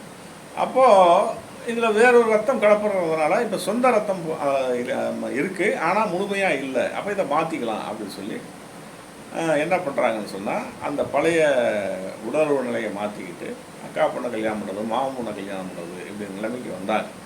அப்புறம் வந்து என்னாச்சுன்னு சொன்னால், இன்னொரு சமூக கூட்டம் இவங்கள மாதிரியே இருக்குல்ல, வளர்ந்து வருதுன்னு நான் சொன்னேன்ல, அந்த சமூக கூட்டம் வந்து பெண் எடுக்கிறது அப்படிங்கிறலாம் நடந்தது இல்லையா. இப்போ மனிதன் வந்து அந்த பழைய அநாகரீக நிலை இருக்குது பார்த்தீங்களா, அந்த அநாகரீக நிலையிலிருந்து மாறி நாகரீக நிலைக்கு மாற்றம் அடைகிறான்.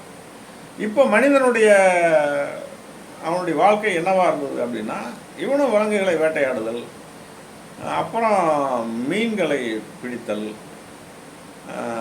வேட்டையாடுதலில் வில்லம்புகள்லாம் பயன்படுத்துதல், இப்படிங்கிற நிலையெல்லாம் அதில் வருது.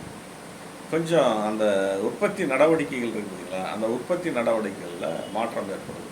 இந்த உற்பத்தி நடவடிக்கைகள் தான் மனிதனுக்குள்ள மொழியவே தோற்றுவிச்சுது அப்படின்னு எங்கள் சொல்கிறார். மொழி எப்படி தோன்றுறது, கல் தோன்றி மண் தோன்றா காலத்து மூத்த மொழி அப்படிலாம் சொல்கிறாங்கல்ல. கல் தோன்றி மண் தோன்றா காலத்து மூத்த மொழின்னு சொல்கிறதெல்லாம் அவர் மிகையாக சொல்கிறது, மிகை உணர்வு. அதை நம்ம தப்புன்னு சொல்ல முடியாது. ஆனால் மனிதன் உருவாகி மனிதன் உற்பத்தி நடவடிக்கையில் ஈடுபடும் போது தான் அவனுக்கு மொழி தேவைப்படுது. எப்படி மொழி தேவைப்பட்டது, ஒரு பொருளை எடுக்கணும்னா அதுக்கு ஏதோ ஒரு பெயர் வச்சு அதை எடுக்க சொல்லி, முதல்ல சைக்கிளை சொல்லி, அப்புறம் அதுக்கு ஏதோ ஒரு மொழியை கண்டுபிடிச்சி அவனுக்குள்ளே பேச ஆரம்பித்தான். சரி, இப்படி உற்பத்தி நடவடிக்கைகளில் மிகப்பெரிய மனித சமூக மாற்றத்துக்கு வந்தது வந்து இந்த மாடுகளை வந்து, அது காட்டில் அனாதையாக தெரிஞ்சுது, அதை போய் அடக்கி வீட்டுக்கு கொண்டு வந்தாங்க, வீட்டில் கட்டி போட்டாங்க. அதான் இப்போ ஜல்லிக்கட்டெல்லாம் வருது பார்த்தீங்களா, அதை மாடு அடக்குதல் அப்படிங்களா, அதெல்லாம் அந்த காலத்தில் நடந்தது தான். அது பின்னாடி விளையாட்டாக மாறிச்சு, அது ஒரு பண்பாடாக மாறிச்சு அப்படிங்கிறதுலாம் ஒரு விஷயந்தான். இப்போ மனிதன் வந்து அந்த கால்நடைகளை வந்து தனக்கேற்ற மாதிரி பழக்கி வீட்டில் கட்டி போட்டு பால் கறந்து, பால் வந்து என்னென்ன கிடைக்கிது அவனுக்கு, பாலை வந்து காய்ச்சினா தயிராக்கலாம், நெய், மோர், இப்படிப்பட்ட உணவுப் பொருள்லாம் கிடைக்கிது. கிடைச்ச உடனே மனிதன் என்ன செய்கிறான்னு சொன்னால் சந்தோஷம் அடைஞ்சிடறான். சந்தோஷம் அடைஞ்சு ஆடு மாடு வளர்க்குறத தன்னுடைய முழு நேர வேலையாக மாற்றினா அப்புறம் இன்னொரு வகையான தொழில் ஒன்று வருது, அதுதான் விவசாயம். அந்த மாதிரி காவிரி ஆற்றுப்படுகைகள், இன்னும் பல ஆற்றுப்படுகைகளில் விதைகளை கண்டுபிடிச்சி அதை எடுத்து விவசாயம் செய்கிறது அப்படின்னு வரலாம். நல்லா ஞாபகம் வச்சிங்க, முதல்ல விவசாயத்தை கண்டுபிடித்தது பெண்கள் அப்படிங்கிறத மனசில் வச்சிங்க. ஏன்னா அவங்க தான் என்ன செஞ்சாங்கன்னா, அந்த சமுதாயம் வந்ததில்ல, தாய் வழி சமுதாயம் வந்து மாறி இன்னொரு சமுதாயம் வந்ததில்ல, அது ஆதிகால பொது உடைமை சமுதாயம்னு சொல்லுவாங்க. ஏன்னா அந்த ஆதிகால பொது உடைமை சமுதாயத்தில் எல்லா பொருளும் பொதுவில் வைக்கப்படும் அப்படிங்கிறது ஒரு விதி. இது சாப்பிட்ற பொருள். அந்த காலத்தில் பெண்களும் பொது உடைமையாக இருந்தாங்களா அப்படிலாம் தப்பாக புரிஞ்சிக்கக்கூடாது. அப்போ பெண்கள் என்ன செஞ்சுக்கினாங்க, வீட்டை கவனிச்சுக்கிட்டாங்க. ஆம்பளைங்க என்ன பண்ணாங்க, வேட்டையாட போனாங்க, மீன் பிடிக்க போனாங்க, கிழங்கு கிழங்கு. இப்போது வீட்டில் இருந்த பொண்ணு சும்மா இருந்தாலா, அவள் தான் பஞ்சிலிருந்து நூலை பிரித்தார். நூலை பிரித்து நெசவு நெய்யறதை கண்டுபிடிப்பதும் பெண் தான். இப்போ அப்படி நான் சொன்னேன்னா ஆமாம்மா எல்லாம் பொம்பளை தான். ஆமாண்டா, பொம்பளைங்கள் இருந்தால் உலகமே உருவாச்சு.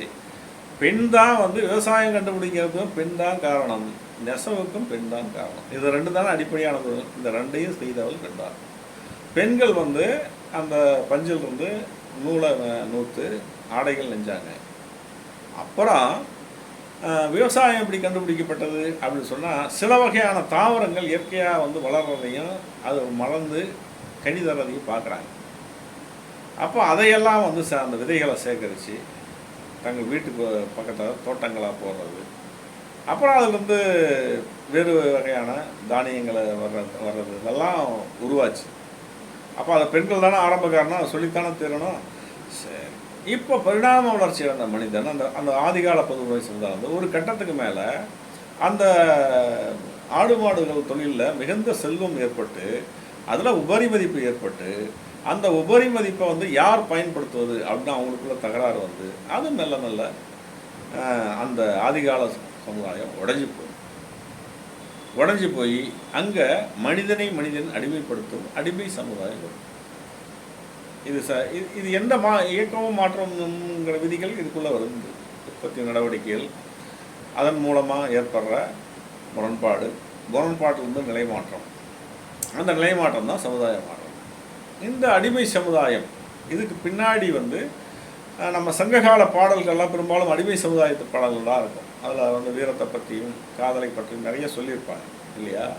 இது பரிணாமம் அப்படியே வளர்ந்து அதுக்குள்ள ஒரு நிலை முற்றுது. என்னன்னா, ஒரு சமுதாயம் ஒரு நிலையிலிருந்து அடுத்த நிலைக்கு பார்க்குது. அதுக்கு எது அடிப்படை காரணமாக அமையுதுன்னா, உற்பத்தி நடவடிக்கைகள் தான் அடிப்படை காரணமாக அமையுதுங்கிறத மறந்துடாதீங்க. எல்லாத்துக்கும் பொருளாதாரம் தான் பேஸ். இது மார்க்சியத்தினுடைய சிறப்பு என்ன தெரியுமா? மார்க்சியம் பொருள் இருந்து தான் எல்லாத்தையும் தொடங்குது. குறிப்பாக மனித உழைப்பை பற்றி மார்க்சியம் சொன்ன மாதிரி வேற எந்த தத்துவம் சொன்ன மாதிரி எனக்கு தெரியல. மனித உழைப்பு இல்லைன்னா இந்த உலகம் கல்லாமண்ணா தான் கடந்திருக்கும் அப்படின்னு சொல்லுவாங்க. சரி, இப்போ இந்த அடிமை சமுதாயம் மெல்ல அப்படியே பல விதிகளுக்கு உட்பட்டு இயங்கி கடைசியில் அது அழிஞ்சு இன்னொரு நிலைக்கு மாறுது. அழிஞ்சதுன்னா மனித குலமே அழிஞ்சு போச்சுன்னு இல்லை, அந்த சமுதாயம் அழிஞ்சு அதுலேருந்து ஒரு புதிய சமுதாயம் தோன்றுது. அதுதான் அரசர்கள் சமுதாயம், நில உடைமை சமுதாயம் அதை சொல்லுவாங்க.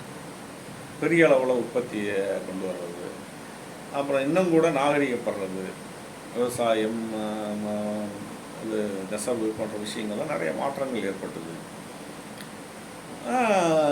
ஆனால் மனிதனை அடிமைப்படும் நிலை இருந்தது. ஆனால் நிலவுடைமை சமுதாயத்தில் கொஞ்சம் மேம்பட்டுருந்தது. என்னென்னா, கூலி விவசாயிகளுக்கு சில நிலங்கள்லாம் கொடுத்தாங்க சில நில உடைமையாளர்கள். இந்த நில உடைமையாளர் பலதரப்பட்டவங்க இருந்தாங்க. அதை இந்தியாவை பொறுத்த வரைக்கும் நிலங்கள் எல்லாம் அரசனுக்கு தான் சொந்தம் அப்படின்னு சொல்லப்படுது. இருந்தாலும் கூட விவசாயிகள் நிலக்கிழார்கள் அப்படின்னு சொல்கிறாங்கல்ல, அவங்களுக்கெல்லாம் கொஞ்சம் நிலங்கள் சொந்தமாக தான் இருந்திருக்கு. இப்படி பரிணாம வளர்ச்சி மாற்றம் ஏற்படும்போது ஒரு கட்டத்தில் எந்திரங்கள் கண்டுபிடிக்கப்படுது. குறிப்பாக நீராவி எந்திரம் அதெல்லாம் கண்டுபிடிக்கப்படுது. அது கண்டுபிடிக்கப்பட்ட பின்னாடி எந்திரங்கள் கண்டுபிடிக்க அது வழிவகை செய்யுது. எந்திரங்கள் கண்டுபிடிக்கப்படுது, நீராவி எந்திரங்கள், டீசல் எந்திரங்கள், எந்திரங்கள் பரிணாமம் வருது. அப்புறம் ரேடியோ வருது. இப்படி பரிணாம வளர்ச்சி ஏற்படும் போது அந்த நில உடைமை சமூகம் இருக்குல்ல, அது அழிஞ்சு போகுது. அழிஞ்சு போய் அந்த இடத்துல முதலாளித்துவ சமுதாயம்னு சொல்லப்படுற ஒரு முன்னேறிய சமுதாயம் உட்காருது. இன்றைக்கி நாம் வாழ்கிற சமுதாயம் இருக்குல்ல, அது முதலாளித்துவ சமூகம் தான். இப்படி பாருங்கள், நீங்கள் நம்ம பாட்டம் போட்ட காலத்திலலாம் பாருங்கள், ஏர் எப்படி ஓட்டினாங்க. அதான் விவசாயம். நான் எப்போ உற்பத்தி நடவடிக்கை தான் நாம் வரணும். ஏர் கலப்பை ஊற்றி மாடுகளை வச்சு ஏர் உழுது, அப்புறம் பறி கட்டி கிணத்துல தண்ணீர் இறைச்சி அப்படி விவசாயம் செஞ்சாங்க. நாற்று நடுறதும் கையில் தான். நாற்று அது வளர்ந்து பின்னாடி அறுவடை செய்கிறதும் அருவாள் வச்சு தான் செஞ்சாங்க. அப்புறம் கழனியில் நெல் அடித்தாங்க. இப்படிலாம் சொல்லுவாங்க. யானை கட்டி போர்வித்த வம்சம், யானையெல்லாம் அது அப்படின்றதெல்லாம் ஒரு குறிப்பாக நாட்டாமை படத்தெல்லாம் காட்டியிருப்பாங்க இல்லையா. அந்த நில உடைமை இதை கண்டிருப்பாங்க. ஆனால் நாட்டாமை படத்தை நல்ல படமா அப்படின்னு கேட்டால் அது வேறு விஷயம். அப்புறம் இந்த பரிணாம வளர்ச்சியின் மூலமாக எந்திரங்கள் இன்னைக்கு வந்து இது ஏற்கலப்பை பூட்டி விவசாயிகள் நிலம் உழுவுறத இதே போயிடுச்சு. இப்போ டிராக்டர் தான் விவசாயம் பண்ணுறாங்க, நிலத்தை உழுறாங்க. அப்புறம் நாற்று நடுவ இயந்திரம் வந்துருச்சு இல்லையா? நாற்று நட இயந்திரம் வந்துருச்சு. தண்ணீர் இறைக்கிறதுக்கும் இயந்திரம் வந்துருச்சு. அப்போ நாற்று நட்டு அதை வளர்ந்து அது அறுவடை செய்கிறதுக்கும் இயந்திரம் வந்துருச்சு. அறுவடை செஞ்ச நெல் பயிரை நெல்மணியை பிரிச்செடுக்கிறதுக்கும் இயந்திரம் வந்துருச்சு. நெல்லை வந்து புழுங்கல் அரிசியாவோ பச்சரிசியாவோ மாற்றவும் அரிசி ஆலைகள் வந்துருச்சு. எவ்வளோ மாற்றங்கள் வந்திருக்கு பார்த்தீங்களா? இது எல்லாமே எப்படி நடந்ததுன்னா இந்த இயங்கியல் விதிகளுக்கு உட்பட்டே இயங்கியது வந்தது அப்படிங்கிறத நீங்கள் மறந்துடக்கூடாது. நாம் சொன்ன இயற்கை விஞ்ஞானத்துக்கு சொன்னோம்ல, இயற்கையை இயங்கியலும் மாற்றமும் அந்த இயக்கமும் மாற்றமும் தொடங்குது இயங்கியல். ரெண்டாவது முரண்பாடு, மூணாவது வந்து நிலை மறுப்பு, நான்காவது அளவு மாற்றம் பண்பு மாற்றமாக மாற்ற முடியாது இல்லையா? இது வந்து சமூகத்துக்கும் அப்படியே பொருந்துது. இப்போ இந்த சமூகத்தில் இந்த விதிகள் எங்கே இயங்குது? நம்ம கண்ணுக்கு தெரியலையே. எங்கே இயங்குதுன்னு கேட்டால் உற்பத்தி நடவடிக்கையில் இயங்குது. உற்பத்தி கருவிகள் வந்து நீங்கள் அப்படியே மாற மாற மாற உற்பத்தி முறையும் மாறுதே. நான் கண் கூட இன்றைக்கி ஒரு 60 வயசு மேலானவங்களாம் நான்லாம் பார்த்துருக்கேன். ஏறு கட்டி விவசாயம் பண்ணதை பார்த்துருக்கேன், பரியில் இறைச்சதை பார்த்துருக்கேன், நாற்று நடுறதை பார்த்துருக்கேன், அப்புறம் அறுவடை செய்கிறத பார்த்துருக்கேன். யார் இதை செய்கிறத பூரா மனிதர்கள். இப்போ எல்லாம் எந்திரங்கள் வந்துடுச்சு. அப்போ இந்த எந்திரங்கள் வந்து இந்த பொருளாதார நடவடிக்கையிலிருந்து தான் மனிதனுடைய எல்லா விஷயங்களும் நடக்குது. அப்போ அங்கே வந்து தான் இயக்கத்தையும் மாற்றத்தையும் நம்ம பார்க்கணும். அதிலிருந்து தான் முரண்பாடுகள் பார்க்கணும். அதிலிருந்து தான் நிலை மாறுதல் பார்க்கணும். அளவு மாற்றம் பண்பு மாற்றமாக மாற்ற முடியுங்கிறத பார்க்கணும். அப்படிங்கிறதெல்லாம் இதுக்கு வந்துடுது. அப்போ இயற்கை விஞ்ஞானத்தில் இருக்கிற எல்லா விதிகளும் சமூகத்துக்கும் பொருந்துது.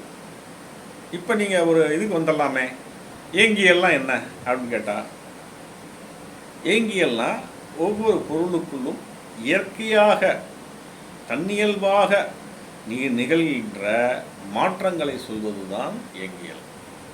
முதல்ல அளவு மாற்றம், இயங்கிய வந்து இயக்கமும் மாற்றமும், அப்புறம் முரண்பாடு, அப்புறம் அளவு மாற்றம் பண்பு மாற்றமாக மாற்றமடைதல், நிலை மறுப்பு, அளவு மாற்றம் பண்பு மாற்றம் இந்த விதிகள் இருக்குது பார்த்தீங்களா? இதுதான் இயங்கியல். சமூகத்தில் இருந்து வர விதிகளும் கூட இந்த இயற்கையல் இயற்கை விதிகளுக்கு உட்பட்டது தான். இதுக்கு தனி விதிகள் இல்லை, அதுக்கு தனி விதிகள் இல்லை. அப்போ இயங்கியல் என்பது சமூகத்துக்கும் இயற்கைக்கும் பொதுவானது. அதனுடைய விதிகளை பற்றி தான் என்னுடைய இயங்கியல் என்றால் என்ன அப்படிங்கிற புத்தகம் சொல்லுது. இப்போவும் நான் சொல்லிடுறேன், இது என்னுடைய சொந்த மூளையிலிருந்து உருவானதல்ல, வார்சியம் படித்ததுனால உருவானது. அதனால் நாம் வந்து இந்த மனித சமூகம் இப்போ இன்னொரு வரைக்கும் என்ன பேசிகிட்டு இருந்தோம், இதெல்லாம் தெரிஞ்சுக்கிட்டோமா அப்படின்னு வச்சுங்க. இப்போ இதை தெரிஞ்சுக்கிறது மூலமாக நமக்கு என்ன லாபம் கிடைக்குது, என்ன அறிவு நமக்கு கிடைக்குது அப்படின்னு கேட்டால், இந்த சமூகம் எப்படி இயங்குது, உற்பத்தி நடவடிக்கைகள் எப்படி வந்து சமூக மாற்றத்தை கொண்டு வருது, இந்த உற்பத்தி நடவடிக்கைகளில் மனிதர்களுடைய உறவு இருக்குல்ல, உற்பத்தி உறவுகள்னு அதை சொல்லுவாங்க. முதலாளி தொழிலாளிக்குமான உறவு, பரிவர்த்தனை உறவு, இப்படி பல உறவுகள் இருக்குது. அந்த உற்பத்தி உறவுகளில் வந்து என்ன முரண்பாடு ஏற்படுது, அது எப்படி அடுத்த கட்டத்துக்கு கொண்டு போகுது. இப்போ சமூகம் எந்த கட்டத்தில் இருக்குது, ஏழை ஏழையாகவே இருக்கான், பணக்காரன் பணக்காரனாக இருக்கான், இது ஏன், இது எதனால் வந்தது, இதற்கான அடிப்படை கூறுகள் என்ன அப்படிங்கிறதெல்லாம் இந்த விஞ்ஞான விதியிலிருந்து, பொருள்மூலவாதம் இயக்கவியல் விஞ்ஞான விதியிலிருந்து நீங்கள் ஆய்வு செஞ்சீங்கன்னா இந்த சமூகத்தை எப்படி மாற்றுறதுன்னு உங்களுக்கு புரிஞ்சு போகும். அப்போது மார்க்ஸ் வந்து பொருளாதார அறிஞர், அரசியல் அறிஞர், மூலதன புத்தகத்தை எழுதினார். அவர் ஏன் போய் இயக்கவியல் பொருள்வாதம் எழுதணும் அப்படின்னா இதுதான் காரணம். ஒரு தத்துவத்தின் கீழ்தான் எல்லாமே நடக்குது. அப்போது அந்த தத்துவத்தை புரிந்து கொள்வது, பொருள்மூலவாதம் இயக்க தத்துவத்தை புரிந்து கொண்டு அதன் வழியாக இந்த உலகத்தை நீங்கள் பார்த்தீர்களானால் உங்களுக்கு சரியான சிந்தனைகள் பிறக்கும் என்பதை மறந்து விடாதீர்கள். அதற்காகத்தான் நாம் வந்து இயங்கியல் என்ற இந்த புத்தகத்தை நாம் எழுதினோம். இந்த புத்தகம் வந்து புரட்சி பாரதி பதிப்பகம் அப்படின்னு சென்னையில் இருக்குது. அந்த ஆவடியில் அவங்க தான் வெளியிட்டாங்க. தொடர்பு வந்து 9043050666 9043050666 இந்த தொடர்பு எண். விலை 160 ரூபா தான். அதனால் இந்த புத்தகத்தை வாங்கி நீங்கள் அவசியம் படிக்கணும், பயன்பெறணும். நன்றி, வணக்கம்.